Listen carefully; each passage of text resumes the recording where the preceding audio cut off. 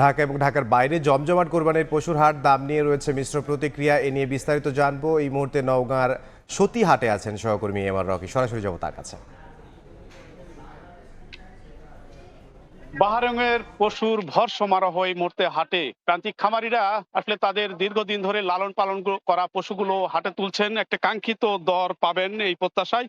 আমরা দেখেছি সকাল থেকেই অসংখ্য খামারি এবং যারা এখানে পশু কিনতে এসেছেন ব্যাপারীর একটা সরব উপস্থিতি। গত কদিন যে শেষ মুহূর্ত চলছে, যেহেতু ঈদুল আজহার, এই দূরের ব্যাপারীর উপস্থিতি এসেছে। দর এই মুহূর্তে হাঁকাহাঁকি চলছে, দর কষাকষি চলছে। এবং আমরা দুপুরের আজকের যে চিত্রটি দেখছিলাম, আসলে যারা গরু কিনবেন তারা প্রথম থেকেই কিন্তু দরের একটা যাচাই করছেন। একটা দৃষ্টিনন্দন গরু তাদের নাগালের মধ্যে দরের আসার পরই তারা কিন্তু এই গরু কেনার একটা প্রক্রিয়া আমরা দেখছিলাম। এবং দামের জায়গাটা যদি একটু দেখি বলি, তাহলে যারা গরু ক্রেতা তারা বলছেন যে দাম কিছুটা বেশি হাঁকা হচ্ছে। অন্যদিকে যারা ব্যাপারী বা বিক্রেতা খামারি তারা বলছেন যে আসলে এখন পর্যন্ত কাঙ্ক্ষিত দর তারা পাচ্ছেন না। এর কারণ হলো যে যেহেতু কিছু সময় রয়েছে, অনেকেই কিন্তু একটা সময়ের অপেক্ষায় কিন্তু দেখছেন এই হাট না হলে আরেক হাটে যাবেন। তবে আজকে আমরা দেখেছি যে ৮০,০০০ থেকে ১,০০,০০০ টাকা বা ১,২০,০০০ টাকা দামের গরু বেচা কিনাটা কিছু এখানে বেশি হচ্ছে এবং মাঝারি জাতের ষাঁড় গরুগুলোর উপস্থিতি বেশি। এবং এই হাটে আমরা যে হাটটিতে রয়েছি নওগাঁর সতী হাট, এই অঞ্চলের একটি বড় হাট।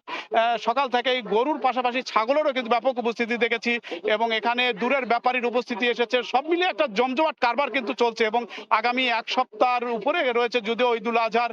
তারপরও প্রান্তিক খামারিদের যে প্রত্যাশা, আসলে এবার গোখাদ্যের দাম অনেকটাই বাড়তি, ফলে তারা প্রত্যাশা করছেন একটা সব মিলে যেন প্রত্যাশিত দর তারা পান। এবং খামারিদের এই বিপরীতে যারা ক্রেতা তারা আবার বলছেন যদিও বাজার ব্যবস্থাপনায় শেষ মুহূর্তে তারা একটা নাগালের মধ্যে এলেই তবেই তারা গরু কেনা বেচা করবেন। তবে এখানে প্রতি মন ৩০,০০০ টাকার একটা হিসেব কষে কিন্তু গরুর দর হাঁকা হচ্ছে বা দাম কষা চাচ্ছেন ক্রেতারা।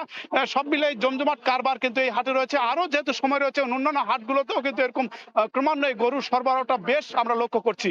এই ছিল সার্বিক গরু বেচা কেনার খবর আমার কাছে। কোরবানির পশুর হাটের খবর জানাচ্ছিলেন নওগাঁ থেকে সহকর্মী এম আর রকি।